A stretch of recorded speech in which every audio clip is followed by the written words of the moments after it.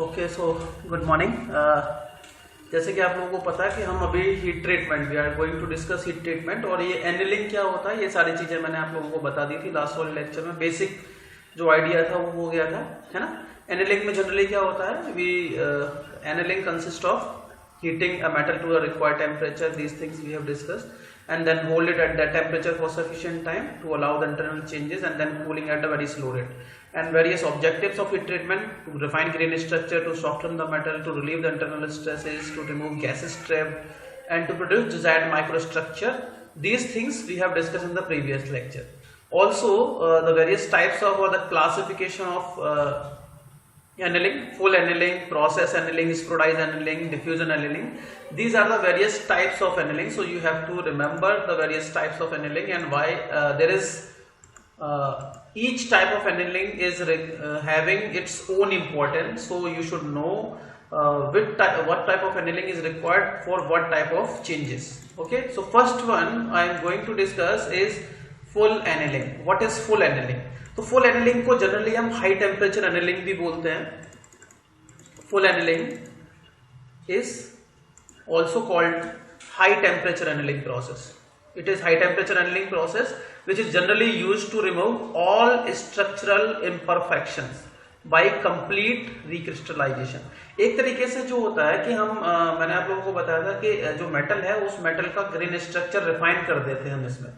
Okay, तो this is the basic why we are doing the full annealing. Full annealing high temperature annealing process होती है जिसमें जो structural imperfections होते हैं, कोई भी पर्टिकुलर मटेरियल है उस मटेरियल का अगर स्ट्रक्चर अगर यूनिफॉर्म नहीं है एक तरीके से, तो हम ये सारी चीजें फुल एनिलिंग से करते हैं by the complete recrystallisation.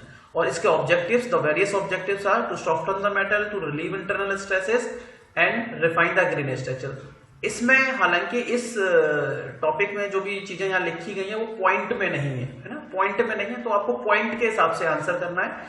Full annealing में पहला पॉइंट लिखोगे it is a high temperature annealing process. दूसरा लिखोगे it generally removes all structural imperfection. इसके बाद इसके ऑब्जेक्टिव्स लिख सकते हो.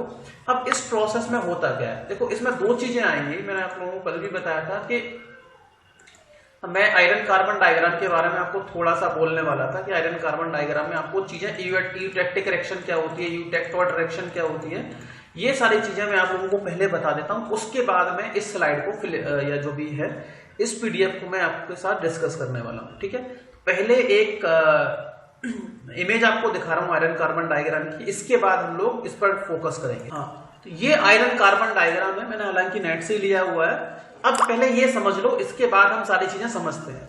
देखो जनरली हम हीट ट्रीटमेंट जब करते हैं तो बेसिकली हम ऑस्टेनाइट को फॉलो करते हुए करते हैं. ठीक है, ऑस्टेनाइट को फॉलो करते हुए करते हैं. इसमें है क्या, आपको कुछ चीजें याद रखनी है. सबसे पहले मैं जो आपको बताने वाला हूं, एक तो यूटेक्टिक रखना है आपको. कुछ रिएक्शंस होती हैं, एक होती है आपकी यूटेक्टोइड रिएक्शन, यूटेक्टोइड रिएक्शन. एक होती है आपकी यूटेक्टिक रिएक्शन, यूटेक्टिक रिएक्शन. और एक होती है आपकी पेरिटेक्टिक रिएक्शन, पेरिटेक्टिक. एक होती है पेरिटेक्टोइड भी होती है, पेरिटेक्टिक रिएक्शन. ठीक है, अच्छा इस रेंज में ये जो आप देख रहे हो यहां पर आपका टेम्परेचर लिया गया है, और इस वाले जो हॉरिजॉन्टल एक्सिस में आपको कंपोजिशन दिखा है. यहां पर इस लेफ्ट साइड में क्या है, आपके पास 100% आयरन है, और जैसे जैसे आप राइट की ओर मूव करते जाएंगे आप कार्बन की परसेंटेज उसमें ऐड करते हुए जा रहे हैं. ठीक है, अब देखो जनरली मैंने आपको बताया था कि 2% तक कार्बन अगर है तो उसको हम स्टील बोलते हैं ना. तो ये 2% कार्बन के 2.1 के आसपास है. 2.1% अगर कार्बन प्रेजेंट है आयरन के साथ तो वो आपका स्टील होगा. और अगर 2.1% से ज्यादा कार्बन प्रेजेंट है आयरन के अंदर तो वो आपका क्या हो जाता है, कास्ट आयरन हो जाता है.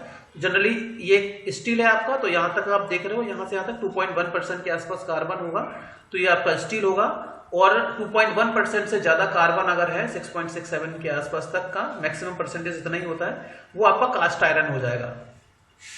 अब होता क्या है, जो आपकी यूटेक्टिक रिएक्शन, यूटेक्टोइड रिएक्शन क्या होती है, यूटेक्टोइड रिएक्शन में क्या होगा कि आपके पास, अच्छा पहले फेजेस देख लो. मैंने आप लोगों को बताया था कि आयरन के डिफरेंट फेजेस होती हैं. एक देखो ये फेराइट फेज होती है, अल्फा फेराइट मैंने बताया था, ये अल्फा फेराइट यहाँ पर आएगी इस पॉइंट के लेफ्ट साइड में, ये अल्फा फेराइट फेस है, ये अल्फा फेस यहाँ पे आपको दिख रही होगी।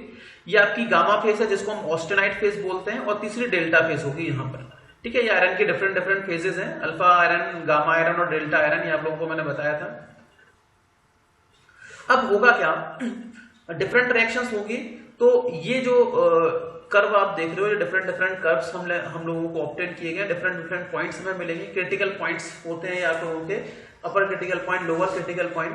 तो जब हम बात करेंगे, हमारे पास एक लिक्विड है, जैसे अगर मैं बात करता हूँ यूटेक्टोइड रिएक्शन की।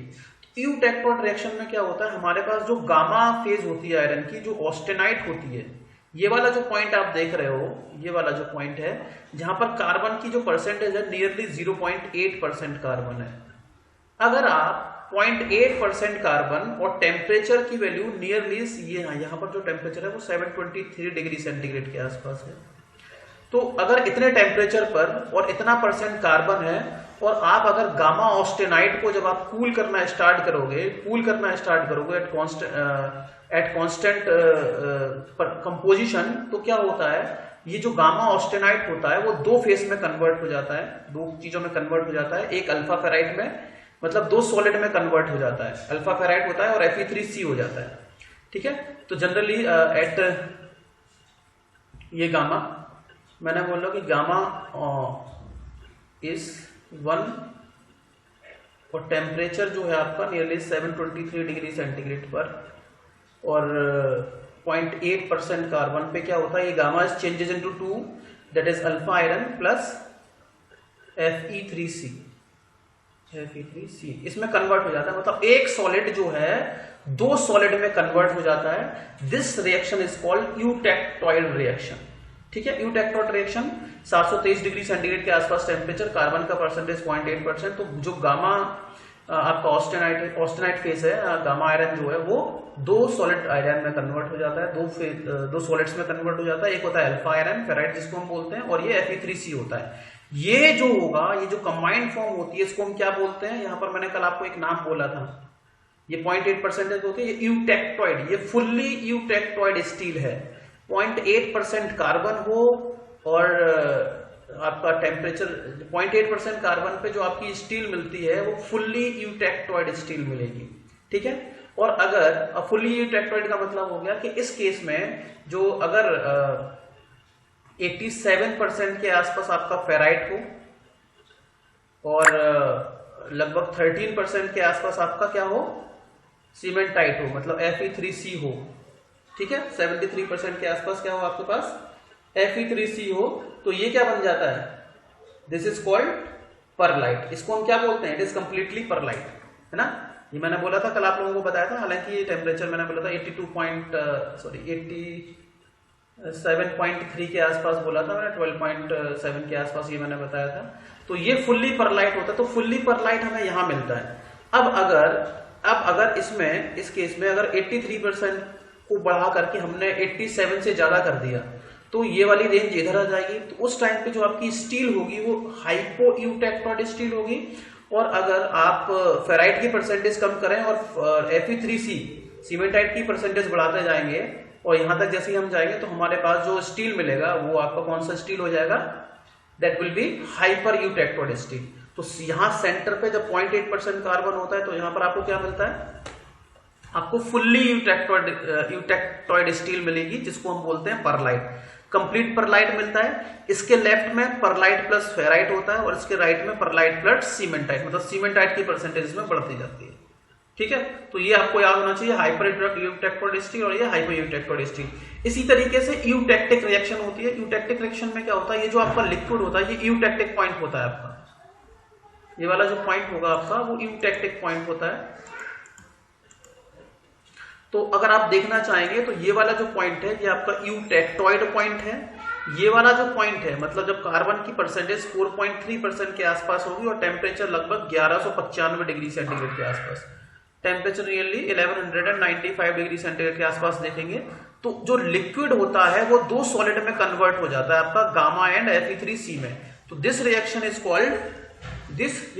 Called eutectic reaction. ठीक है, ये आपकी यूटेक्टिक रिएक्शन होती है जिसमें कार्बन की परसेंटेज नियरली 4.3% के आसपास आपको देखने को मिलेगी।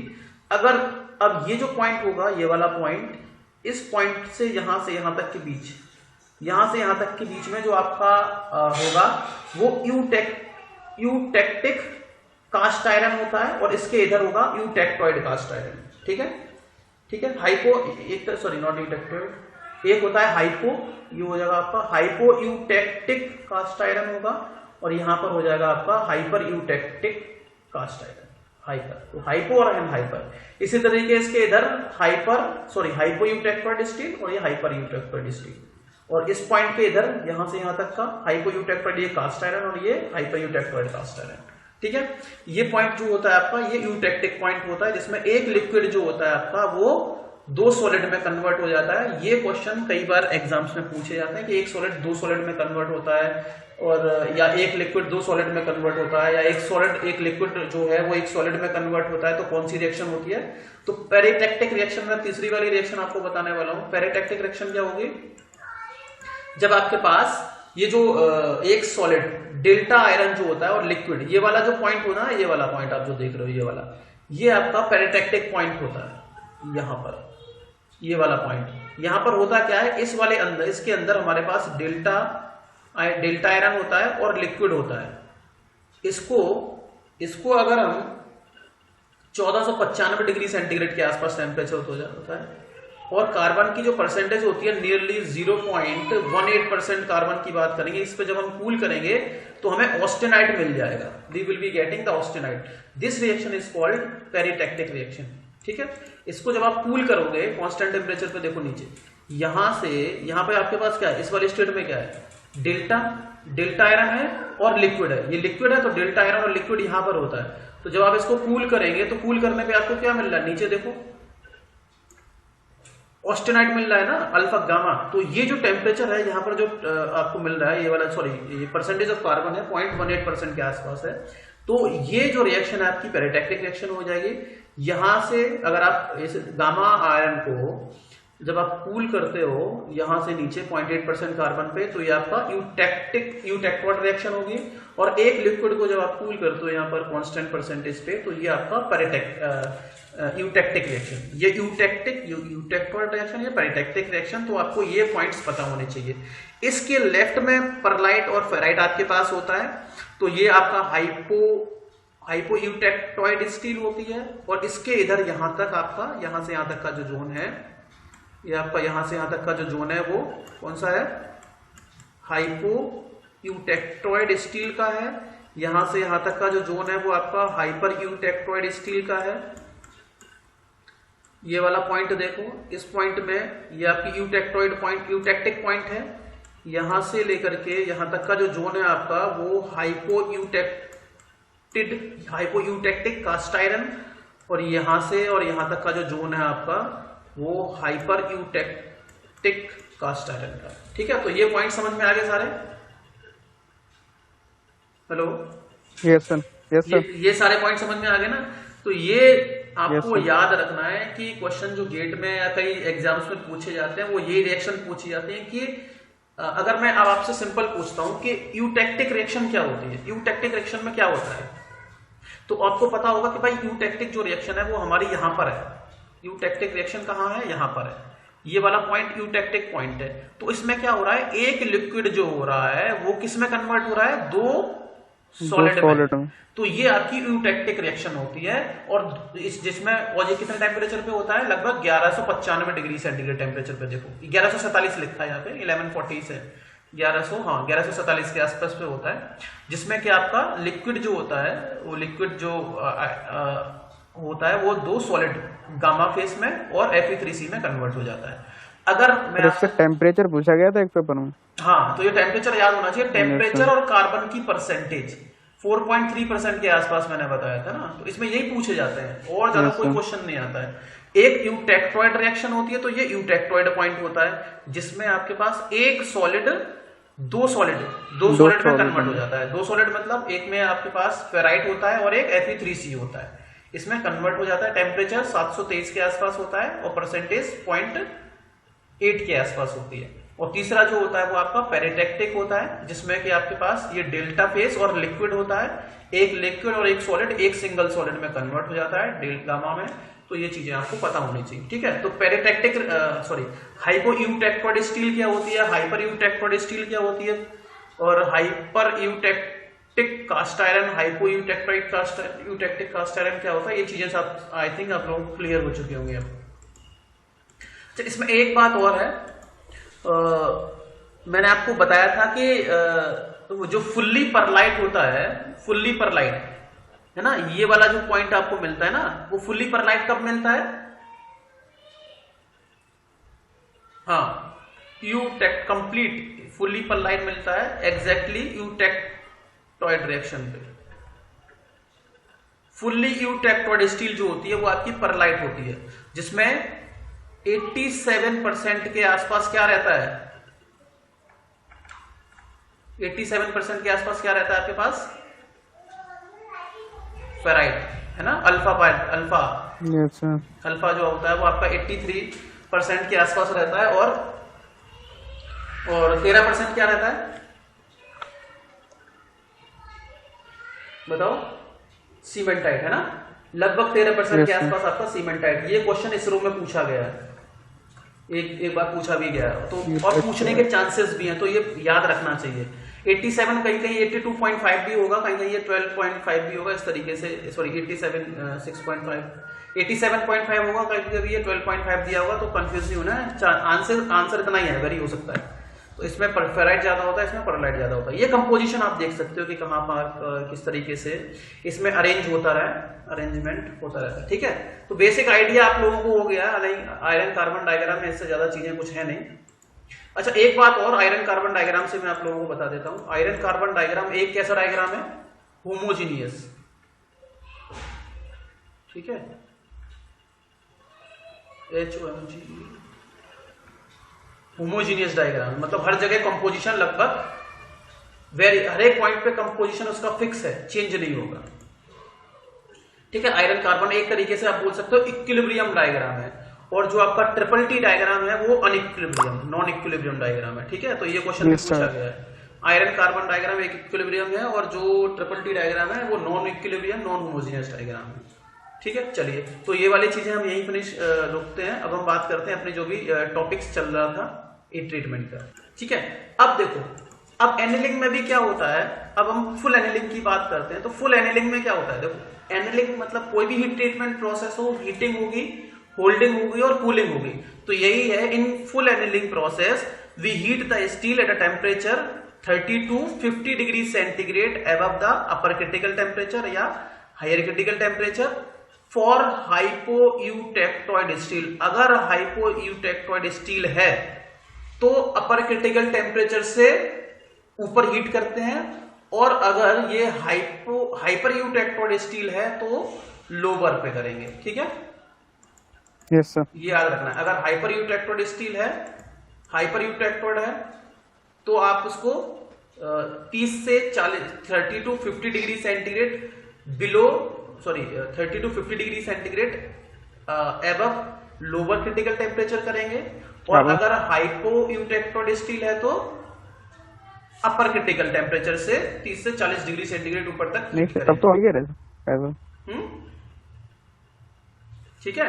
तो ये, हाँ, ये पॉइंट याद रखना है। इसके बाद हीट करने के बाद क्या करेंगे, we will hold at that temperature for sufficient time so that the internal structure changes, and then now slowly cool it into the furnace. खत्म, बस, ठीक है। अब इसमें होता क्या है, स्लोली कूल होने से जो आपका ऑस्टेनाइट होता है वो फेराइट और परलाइट में कन्वर्ट हो जाता है हाइपोयूटेक्टोइड स्टील के लिए, और ये जो होता है वो फेराइट और सीमेंटाइट में, परलाइट और सीमेंटाइट में कन्वर्ट हो जाता है हाइपर यूटेक्टोइड स्टील।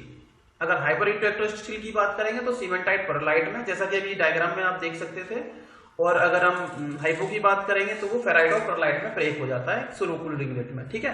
तो इसकी कुछ चीजें नहीं है इसमें। ये जो आपकी फुल एनिलिंग होती है, फुल एनिलिंग हम जनरली यूज करते हैं, इसका कुछ मोटो आप लोग याद रख लेना।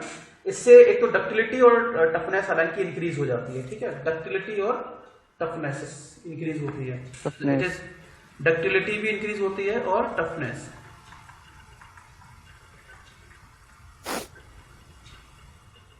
टफनेस इसकी इंक्रीज हो जाती है इससे, ठीक है।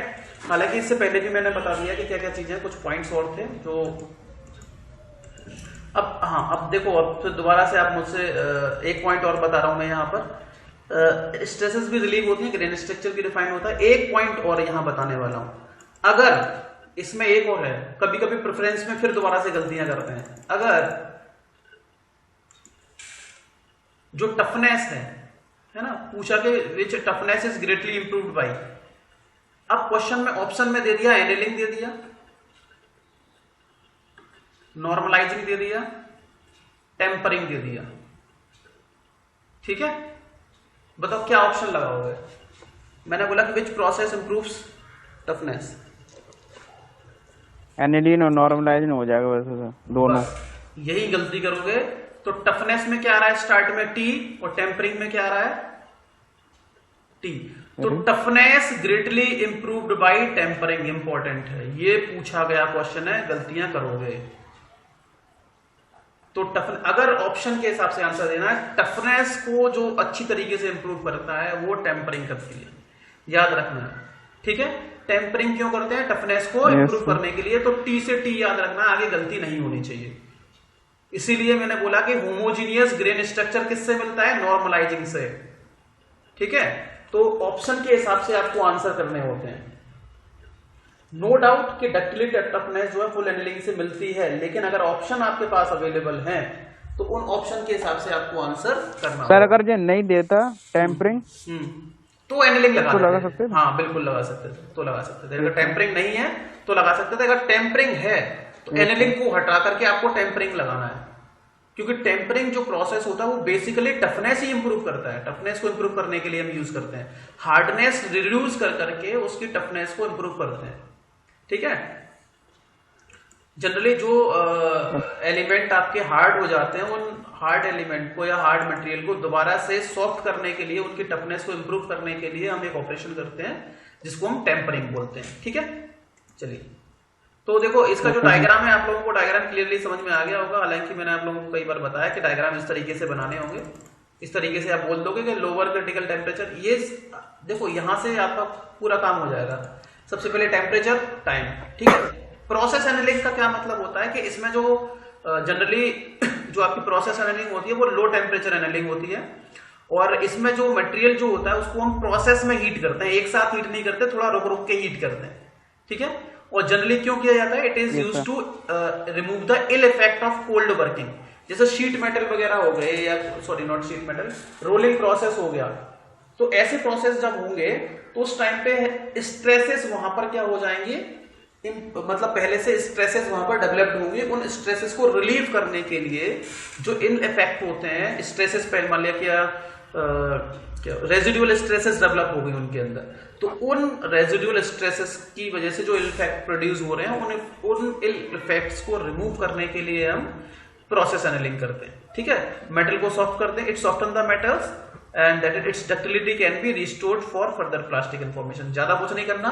in this we heat the material for lower critical temperature, below the lower critical temperature, hold it for sufficient time and then cool at a slower rate, ठीक है। ये लिखना है क्या, इसके मैं सिंपली फाइनल बता देता हूँ। स्ट्रेस रिलीविंग इसका काम। आवाज कट रही है आपकी, अभी आ रही है?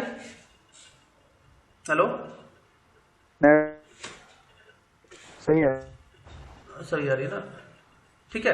तो क्यों यूज करते हैं, इसका ऑब्जेक्टिव जो है, बेसिक जो ऑब्जेक्टिव है वो स्ट्रेस रिलीविंग का है। It is done to relieve the stresses, stress relieving. पहले से जो प्रोसेसेस हैं, इल इफेक्ट जो हो चुके हैं, स्ट्रेसेस आप बोल सकते हो, रेजिडुअल स्ट्रेसेस जो डेवलप हो चुकी है मटेरियल के अंदर, उन रेजिडुअल स्ट्रेसेस को रिलीव करने के लिए हम प्रोसेस एनालिंग करते हैं, ठीक है। चलिए, ये डायग्राम बनाना बिल्कुल नहीं भूलना है, हीटिंग, होल्डिंग, कूलिंग, ये सब, ठीक है। बस इसमें कूलिंग लिख देना, फर्नेस में करते हैं हम। इसमें कुछ और पॉइंट्स और ऐड कर देना है। पॉइंट में आपको लिखना है एनालिंग। देखो, एनालिंग एक तरीके से अपने आप में एक नया क्वेश्चन बन सकता है। एनालिंग क्या होती है, steps of annealing and what are the various types of annealing, यहां से एक क्वेश्चन बन सकता है पूरा, तो ये याद रखना है। इसलिए इनको पूरा, तो अगर हम प्रोसेस एनालिंग की बात करेंगे, material is heated to a temperature slightly below the lower critical point, generally 550 से 650 डिग्री सेंटीग्रेड के आसपास तक होता है। इसके बाद इसको 2 से 4 घंटे तक इसी टेम्परेचर पर लगभग मेंटेन करते हैं और कूल करते हैं एयर में या फर्नेस में, जिससे कि आपका मटेरियल पूरी तरीके से cold working, soften the material for further cold working operation, आगे के जो भी ऑपरेशन हैं उनको परफॉर्म करने के लिए। इससे डक्टिलिटी इंप्रूव हो जाती है, प्लास्टिसिटी इसकी बढ़ जाती है, हार्डनेस कम हो जाती है, इंटरनल स्ट्रेसेस कम हो जाते हैं और मशीनेबिलिटी भी इसकी इंप्रूव हो जाती है। लेकिन मशीनेबिलिटी इंप्रूव करने के लिए ये नहीं है, याद रखना है। मशीनेबिलिटी इंप्रूव करने के लिए जो प्रोसेस होता है वो स्फेराइज एनीलिंग होती है, याद रखना है, इससे इंप्रूव होती है। तो बेसिकली आपको डक्टिलिटी, प्लास्टिसिटी, हार्डनेस, जो मैंने बोला ना स्ट्रेस रिलीविंग, इंटरनल स्ट्रेसेस जो प्रोड्यूस हुई है उसको रिलीव करने के लिए हम इसको जनरली यूज करते हैं। This process is generally used in sheet and wire industry, इसका एप्लीकेशन भी है। शीट मेटल, शीट इंडस्ट्री जो होती है, वायर ड्राइंग हो गया, शीट ड्राइंग हो गया, ये सारी प्रोसेसेस होती हैं, इन सब में हम इसको जनरली यूज करते हैं। अगला जो प्रोसेस है आपका third one is the spheroidise annealing. Spheroidise का मतलब होता है कि स्फीयर से बना है। इसमें क्या होगा, जो आपका सीमेंटाइट होता है ना, वो स्फीयर्स की फॉर्म में कन्वर्ट हो जाता है, ग्रेन्स की फॉर्म में कन्वर्ट हो जाता है। तो स्पोडाइज एनीलिंग में क्या होता है, in this annealing process the cementite is produced in the form of grains, granules, ठीक है, granules and all that causes all carbides in the steel to form in the form of spheroids, मतलब छोटे छोटे spheroids बन जाते हैं। जो cementite होता है, सीमेंटाइट के अंदर जो कार्बाइड है, वो कार्बाइड किसकी फॉर्म में प्रेजेंट रहता है, स्फेरॉइड्स, छोटी छोटी बॉल्स बन जाती है वहां पर। और जनरली इसमें हम मटेरियल को, the material is heated slightly above the lower critical point, lower critical point से ऊपर, है ना। आपको क्रिटिकल पॉइंट पता ना, 723 के आसपास मैंने बताया था। Yes sir, yes sir. हाँ, तो उससे थोड़ा सा ऊपर करेंगे, देख लो कितना हो गया, करीब 30-40 के आसपास हो गया। इसको होल्ड करेंगे इस टेम्परेचर तक और सफिशिएंट टाइम तक, और देन फर्नेस में, इसमें फर्नेस में कूलिंग करते हैं, जिससे आपकी मशीनेबिलिटी इंप्रूव हो जाती है। इससे ज्यादा कुछ नहीं करना है, ठीक है, इससे ज्यादा कुछ नहीं करना है, ठीक है। जनरली इसमें याद रखना है, पहला पॉइंट ये याद रखना है कि इसमें आपका जो सीमेंटाइट होता है ग्रेन्स की फॉर्म में प्रोड्यूस हो जाता है। सीमेंटाइट जो है is produce in the form of granules, ठीक है। और जो कार्बाइड होता है, and the causes all the carbides in the steel to agglomerate in the form of, वही छोटी छोटी बॉल्स बन जाती हैं, स्फेरॉइड्स की, कार्बाइड्स की छोटी छोटी बॉल बन जाती हैं। तो कैसे बनती है, इसमें हम स्टील को हीट करते हैं कितने टेम्परेचर तक, अपर जो आपका लोअर क्रिटिकल टेम्परेचर से थोड़ा ऊपर करेंगे, टाइम तक होल्ड करेंगे और फर्नेस में इसको कूल करेंगे। क्यों यूज करते हैं, जिससे मशीनेबिलिटी आपकी इंप्रूव हो जाती है। तो बेसिकली जो स्पोडाइज एनीलिंग का जो मेन मोटो है वो हमारा है टू इंप्रूव द मशीनेबिलिटी, बस मशीनेबिलिटी हम इंप्रूव करते हैं, ठीक है। बस डायग्राम आपको पता है, होल्डिंग, हीटिंग, ये सब बना ही देना है, वो वाला डायग्राम हो जाएगा आप लोगों का। Yes sir. यहाँ तो कोई दिक्कत इसमें ज्यादा नहीं लिखना है, थोड़ा थोड़ा जो इंपॉर्टेंट पॉइंट्स हैं वही याद रखने हैं, क्यों यूज करते हैं, ये सब हो गया। Lower critical point, holding, heating and cooling, ठीक है। लास्ट है डिफ्यूजन एनीलिंग। डिफ्यूजन एनीलिंग में क्या होता है, देखो, अगर डिफ्यूजन का मतलब क्या है कि कहीं पर किसी चीज की कमी है, जैसे मान लिया कि ये मेरे पास कोई मेटल है और यहां पर मुझे होमोजीनियस स्ट्रक्चर नहीं मिल रहा है, स्ट्रक्चर नहीं मिल रहा है, तो मैं कुछ ऐसी चीज यहां पर डिफ्यूज कर दूं जिससे कि इसका जो स्ट्रक्चर है होमोजीनियस हो जाए, है ना। भाई डिफ्यूजन का मतलब तो यही होता है, अगर कहीं पर कोई दिक्कत है तो वहां पर डिफ्यूज करके उसको होमोजेनाइज कर दो, तो वही है, इसको हम होमोजेनाइजिंग एनीलिंग भी बोलते हैं। Diffusion annealing is also called as homogenizing annealing process that removes the heterogeneity in the chemical composition of heavy casting. जब भी हम कास्टिंग करते हैं, कोई भी कंपोनेंट बना रहे हैं, तो वहां पर एक तरीके से हेट्रोजेनिटी प्रेजेंट होती है, तो उस हेट्रोजेनिटी को रिमूव करने के लिए और केमिकल जो मटेरियल है उस मटेरियल को होमोजेनाइज करने के लिए हम क्या करते हैं, डिफ्यूजन एनीलिंग करते हैं। इसमें हम क्या करते हैं, मटेरियल को हीट करते हैं एट अ टेम्परेचर 1100 से 1200 डिग्री सेंटीग्रेड तक, क्योंकि इसी में ही क्या होता है, डिफ्यूजन आपका स्टार्ट हो जाएगा, ठीक है। 1100 से 1200 डिग्री सेंटीग्रेड तक हम इसको हीट करेंगे, जिसमें कि आपका डिफ्यूजन हो जाएगा और ऑस्टेनाइट के जो ग्रेन्स होते हैं वो आपके होमोजेनाइज हो जाते हैं। जनरली आप लोगों ने देखा होगा कि हम जितनी चीजें कर रहे हैं ना, वो ऑस्टेनाइट फेस से कर रहे हैं। ऑस्टेनाइट आपका कभी 1100 टेम्परेचर है, कभी 800 डिग्री सेंटीग्रेड टेम्परेचर है, कभी 1200, तो वही सारी चीजें हैं। और ट्रिपल टी डायग्राम में भी ऑस्टेनाइट के साथ ही हम काम करेंगे सारा। तो हम जैसे ही हमारे पास होमोजेनाइज स्ट्रक्चर मिल जाएगा तो हम क्या करेंगे, material is held at the diffusion temperature for very short period and then cooled in the furnace for 6 to 8 hours at a temperature of 800 degree centigrade. ठीक है, इसके बाद इसको बाद में दो तरीके से कूल कर लेते हैं, पहले तो फर्नेस में करते हैं, इसके बाद में एयर में दोबारा से कूल कर लेते हैं। This process is followed by the full annealing to provide the grain fine grain structure. तो जनरली ये जो डिफ्यूजन एनेलिंग है होमोजीनियस स्ट्रक्चर, ठीक है, होमोजीनियस स्ट्रक्चर जब हमें या होमोजीनियस मटेरियल ऑब्टेन करने के लिए डिफ्यूजन एनेलिंग का यूज किया जाता है। तो टू ऑब्टेन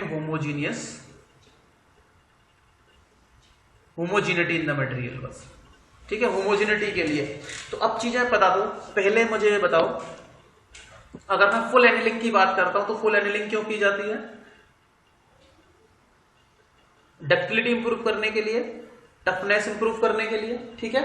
लेकिन अगर आपके पास ऑप्शन में टेम्परिंग आया है, ऑप्शन में टेम्परिंग आया है तो टेम्परिंग टफनेस इंप्रूव करेगा, ये याद रखना है, ठीक है।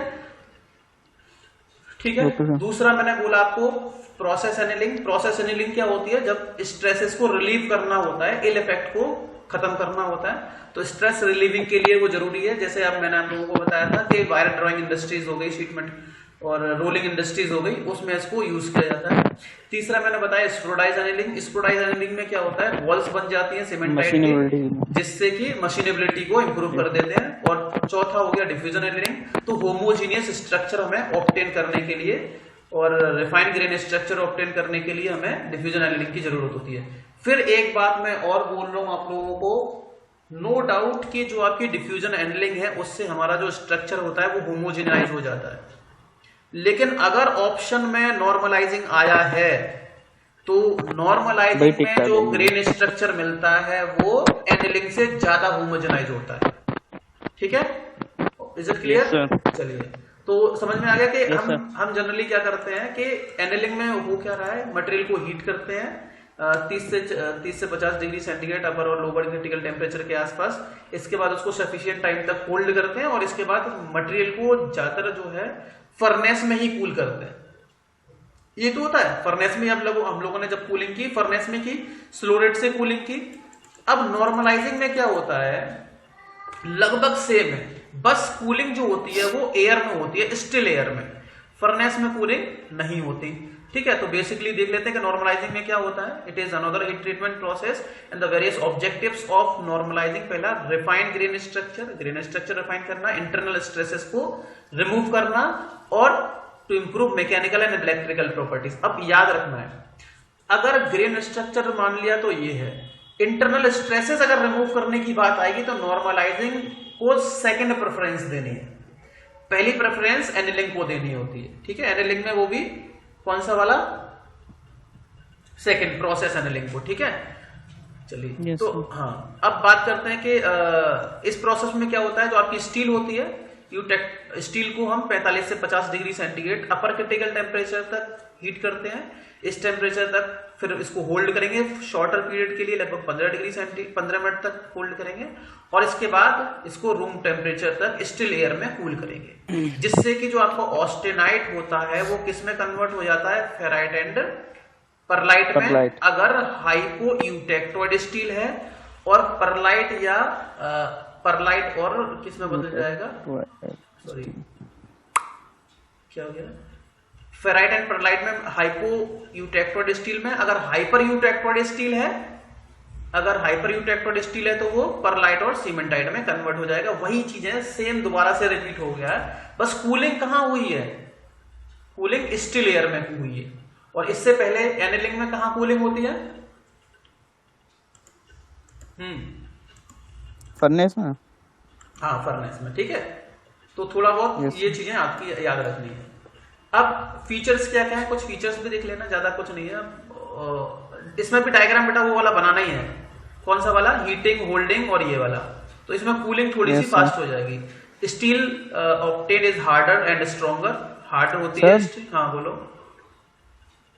लोअर क्रिटिकल टेम्परेचर तो फर हो गया 723, अपर कितना होता था? लोअर 723 से कम हो गया, अपर तो वो हो जाएगा 1100 से नीचे। Okay okay sir. भाई जहां पर क्रिटिकल 2 पॉइंट थे ना आयरन कार्बन डायग्राम में जो आ रहे थे, यस सर यस सर। वही।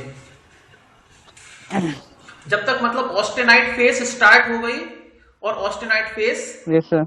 के नीचे वाला मतलब जो सेकंड फेस थी, एफसीसी ऑस्टेनाइट फेस थी ना, एक उसका ऊपर पॉइंट और नीचे वाला पॉइंट, दोनों पॉइंट की बात करते हैं, ठीक है। तो इसके पहले तो हार्ड स्ट्रॉन्ग स्टील होती है, it improves yield point, impact strength, ultimate tensile strength ये इम्प्रूव हो जाती है। और जनरली कास्टिंग एंड फोर्जिंग में हम इसको एप्लीकेबल करते हैं, कास्टिंग प्रोसेस के थ्रू। और जब उसमें कुछ स्ट्रेसेस सेटअप हो जाती है, नॉन होमोजीनियस स्ट्रक्चर मिलता है, तो उस केस में हम इसको यूज करते हैं, ठीक है। तो जनरली जो सरफेस मिलती है हमें हार्ड मिलती है इस वाले केस में। मटेरियल को सॉफ्ट बनाने के लिए भी हम इसको यूज करते हैं आगे वाले केसेस में, but less ductile than annealing, ठीक है। एनीलिंग से कम मिलेगी इसमें। चलिए, तो फास्ट प्रोसेस है, एफिशिएंट है और लेस कॉस्टली भी है, इसमें ज्यादा कुछ नहीं। इसमें क्वेश्चन बस ये पूछा जाता है कि रिफाइंड, मोस्ट रिफाइंड ग्रेन मतलब होमोजेनिटी किस में मिलती है और टफनेस किस में ज्यादा हो जाती है, क्वेश्चन यही से आते हैं। मशीनेबिलिटी किससे इंप्रूव होती है, ये सारी चीजें। अगला है आपका हार्डनेस वाला। तो हार्डनिंग प्रोसेस है next, heat treatment process is the hardening. तो ऑब्वियसली हार्डनिंग में कुछ ज्यादा बताने वाला तो है ही नहीं। हार्डनिंग में क्या करते हैं, मटेरियल को हीट करते हैं और सडन वाटर में हीट करने के बाद होल्ड करेंगे और सडनली वाटर में क्या कर देते हैं, डिप कर देते हैं, जिसको क्वेंचिंग बोलते हैं, है ना। आप लोगों ने देखा होगा जब भी अगर मान लिया कोई लोहार होता है वहां हम जाते हैं तो वो हीट करने के बाद उस पर काम करता है, काम करने के बाद सडनली वाटर में डिप कर देता है, तो वो एक तरीके से क्वेंचिंग प्रोसेस होता है जिससे उसकी आउटर सर्फेसेस हार्ड हो जाती है। एक दो टाइप की देखो हार्डनिंग होती है, एक होती है केस हार्डनिंग, एक होती है पूरी हार्डनिंग। हार्डनिंग का मतलब होता है कि जो आपका मटेरियल है पूरा का पूरा हार्ड हो जाए, है ना। तो हार्डनिंग देख लेते हैं। Hardening is the process consisting of heating the steel to a temperature above its critical point, hold it at that temperature for sufficient time depending upon the thickness। मतलब ये है कि अगर आपका मटेरियल ज्यादा थिक है तो भाई उसको ज्यादा टाइम तक होल्ड करना पड़ेगा, जिससे कि उसका पूरा का पूरा इंटरनल चेंजेस, इस अंदर का जो स्ट्रक्चर है पूरा का पूरा चेंज हो जाए। और इसके बाद उसको सडनली हम क्या करेंगे, सुटेबल मीडियम में क्वेंच कर देंगे। अब जो सुटेबल मीडियम है आपका वो वाटर हो सकता है, ऑयल हो सकता है या मोल्टन सॉल्ट बाथ हो सकता है। वो डिपेंड करता है कि आप आपका जो मटेरियल है वो कौन सा है, लो कार्बन स्टील है, मीडियम कार्बन स्टील है, हाई कार्बन स्टील है, किस टाइप की स्टील है, वो डिपेंडिंग अपॉन द मीडियम हम उसको डिफरेंट मीडियम में क्वेंच करेंगे, ठीक है। इसके बाद स्टील को जनरली, अब इसमें होता क्या है, स्टील को हम 30 से 50 degree centigrade above upper critical temperature for हाइपोइलेक्ट्रोडेड steel, वही है, रिपीट हो रहा है देखो वही, और 30 से 50 degree centigrade above lower critical temperature for हाइपोइलेक्ट्रोडेड steel, ठीक है। बस क्या चेंज हुआ है इसमें, कूलिंग कहां होती है, लिक्विड में। लिक्विड में आपका वाटर हो सकता है, ऑयल हो सकता है या मोल्टन सॉल्ट बाथ हो सकता है, ठीक है। एनिलिंग में कूलिंग फर्नेस में हो रही थी, नॉर्मलाइजिंग में कूलिंग एयर में हो रही थी और इसमें कूलिंग लिक्विड में हो रही थी, बाकी कुछ नहीं। डायग्राम जो डायग्राम था ना हीटिंग, होल्डिंग और वो वाला, वो बनाना ही बनाना है इसमें भी बना देना है, बस कुछ नहीं, चेंजेस ज्यादा कुछ नहीं है, ठीक है। चलिए ओके। इसके बाद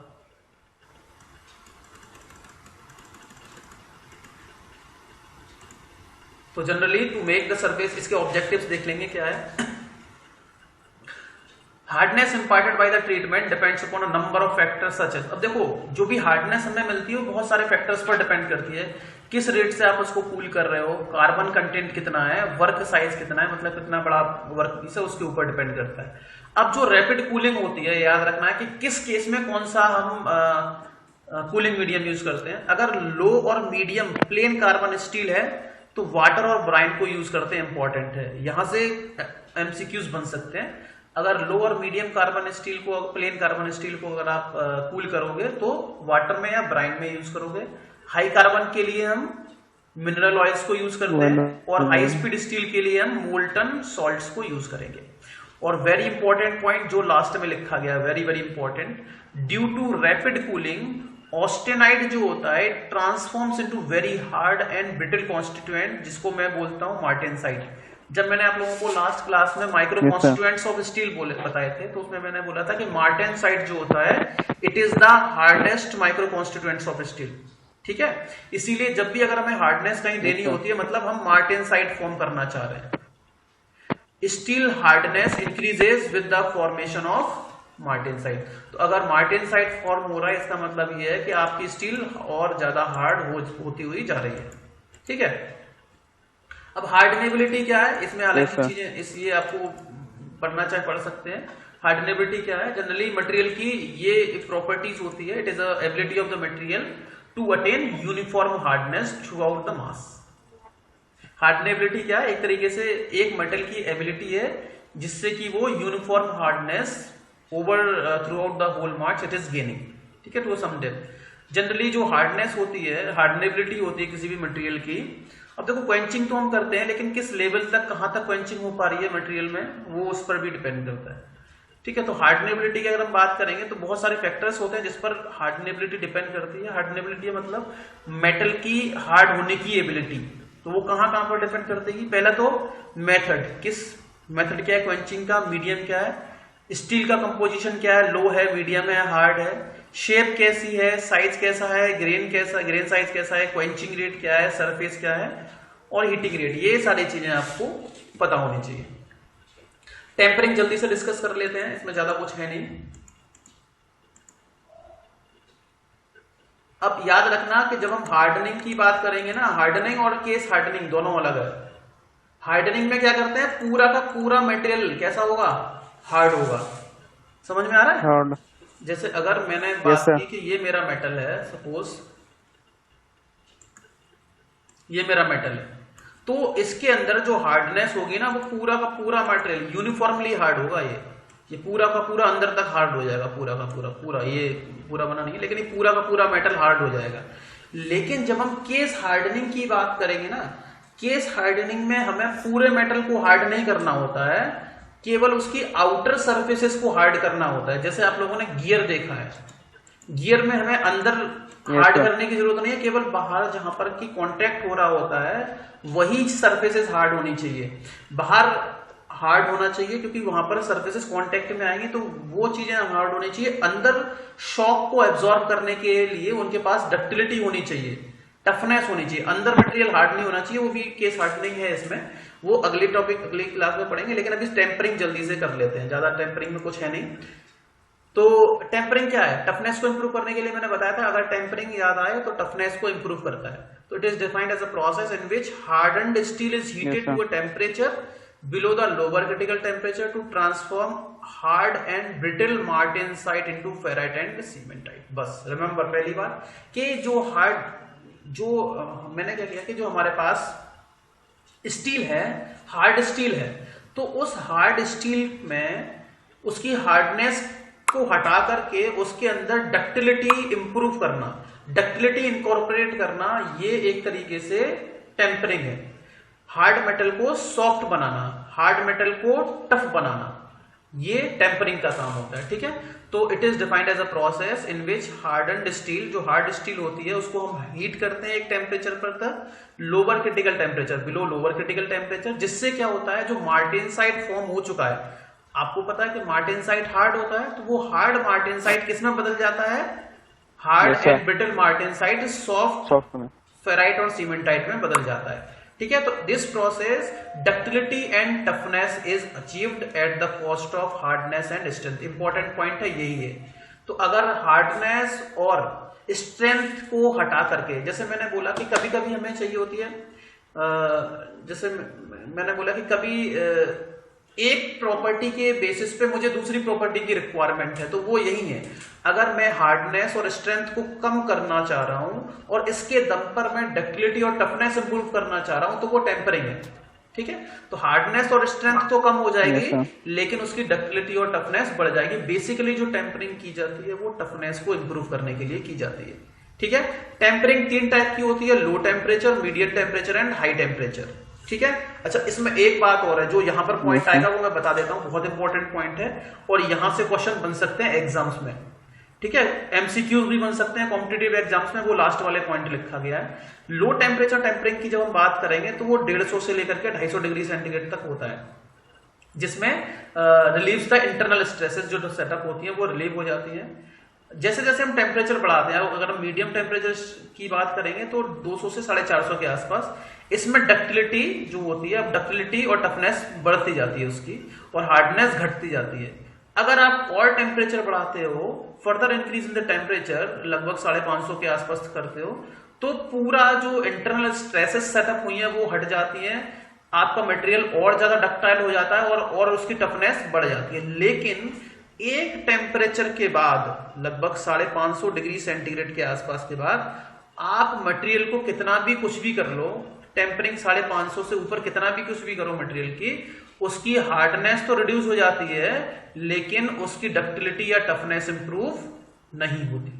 तो याद रखना, जरूरी नहीं है कि आप और जैसे जैसे आप टेम्परेचर बढ़ाते जाओ, हाई टेम्परेचर टेम्परिंग करते जाओ, तो उसकी डक्टिलिटी बढ़ जाती है, टफनेस बढ़ती जाती है, नहीं है। एक टाइम के बाद उसकी टेम्परिंग या उसकी हार्डनेस में डिक्रीमेंट तो हो जाएगा, लेकिन उसकी टफनेस में कोई भी इंक्रीमेंट देखने को नहीं मिलेगा। तो जनरली ये देखना है, low, medium and high temperature tempering होती है। और टेम्परिंग क्या होती है? Tempering is a process in which the ductility and toughness of steel is improved at the cost of its strength and hardness। इतना लिखना है, सिंपल, वो डायग्राम बना देना है, खत्म। केस हार्डनिंग हम अगली क्लास में करेंगे, ठीक है? केस हार्डनिंग अगली क्लास में करेंगे। केस हार्डनिंग के कितने मेथड्स होते हैं, यहां से भी एक क्वेश्चन आपको मिल सकता है, ठीक है? तो ये इंपॉर्टेंट है, जो आपकी